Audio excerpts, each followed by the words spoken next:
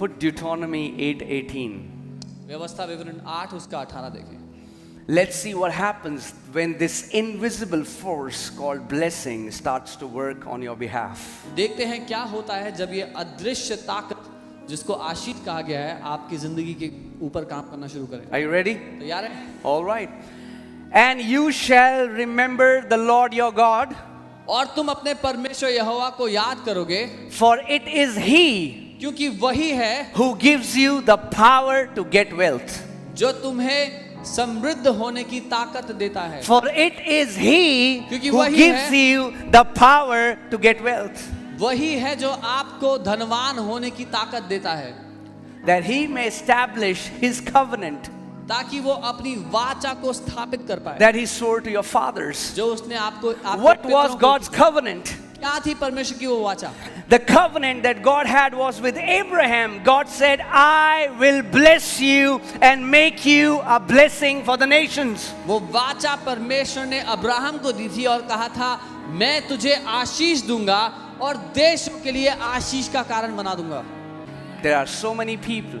बहुत से लोग हैं, We can give you testimony after testimony. हम आपको गवाहियों पर गवाहियां दे सकते हैं। When we went to Narayana जब हम नारायण गए and we were building the church, और कलीसिया को बना रहे थे, they sowed 2,000, 5,000. कुछ लोग थे जिन्होंने 2000 दिया, 5000 दिया। The same people this time gave 10 lakh, 15 lakh. वही लोग हैं जिन्होंने इस बार 10 लाख और 15 लाख दिया। Why? क्यों? Because the Lord gave them power to get wealth. क्योंकि परमेश्वर ने उनको वो शक्ति दी कि वो धनवान हो पाए। Amen? Amen. The wealth that He gives us is not just for us, but it is for His kingdom. जो समृद्धि वो हमें देता है वो हमारे खुद के लिए नहीं, उसके राज्य के लिए है। Amen? Amen. For you remember the Lord your God who gives you the power. Just hear this carefully. He does not give you wealth, He gives you the power to get wealth. क्योंकि तो अपने परमेश्वर यहोवा को याद रखना जो तुम्हें बल देता है धनवान होने के लिए। वो आपको धनवान नहीं बनाता, वो आपको बल दे देता है जिससे आप धनवान हो जाते हैं। Because wealth is earthly. क्योंकि धन दुनियावी है। There are no notes in heaven. स्वर्ग में नोट नहीं है। But He gives you the blessing that is the invisible force that empowers you to get wealth. पर वो आपको आशीष देता है जो ताकत है उस अदृश्य दुनिया की, ताकि आप अपने जीवन में समृद्ध हो, धनवान हो। Amen? Amen. He has given you the power. उसने आपको वो शक्ति दी है। But for so many believers, God wants to deliver them from their mindset first. पर बहुत से विश्वासियों के लिए परमेश्वर पहले उनकी मानसिकता से उनको छुटकारा देना चाहता है। Amen? Amen?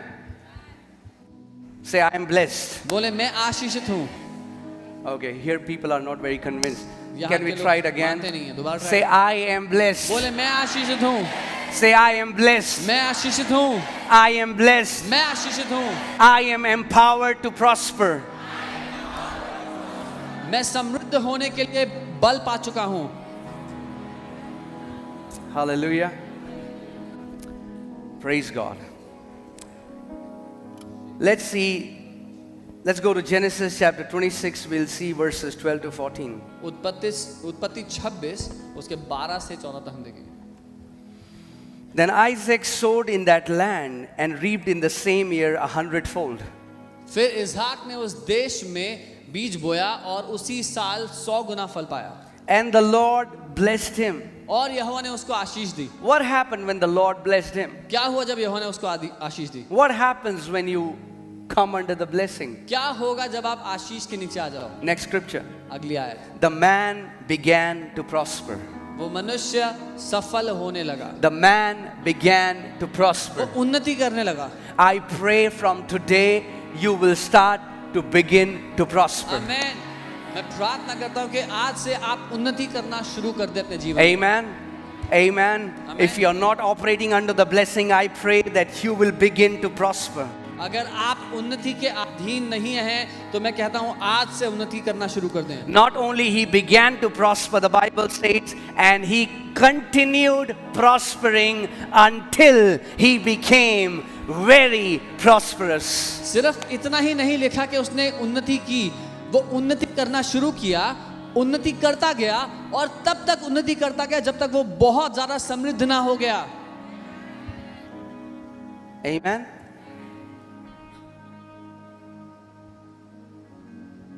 That is your inheritance.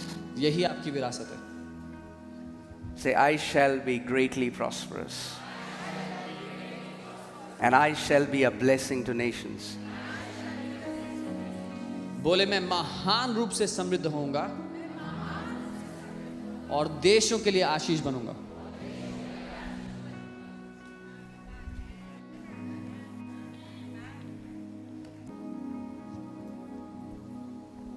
So in the time where there was famine, अकाल के समय में Isaac was prospering.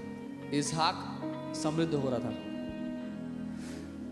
I told you the times of COVID as well. When there is a crisis in the world, it's time for people of God to flourish.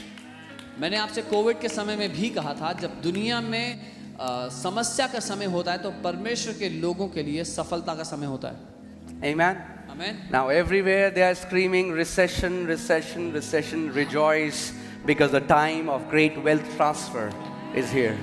अब जब हर कोई ये चिल्ला रहा है कि आर्थिक तंगी आने वाली है, आर्थिक तंगी आने वाली है, तो आनंदित हो जाएं क्योंकि महान समृद्धि आपके जीवन में आने वाली है। Amen. Amen. When there is recession in the world, it's time for God's people to shine. जब दुनिया में आर्थिक तंगी आती है तो परमेश्वर के लोगों के लिए चमक उठने का समय आ जाता है। I was telling you, a time is coming where the difference would be so clear, those who are in Christ and those who are not. और मैं बता रहा था कि एक समय ऐसा आएगा कि ये अंतर इतना साफ, इतना स्पष्ट हो जाएगा, वो जो मसीह में है और वो जो मसीह में नहीं है। The church of Lord Jesus Christ shall be like Goshen.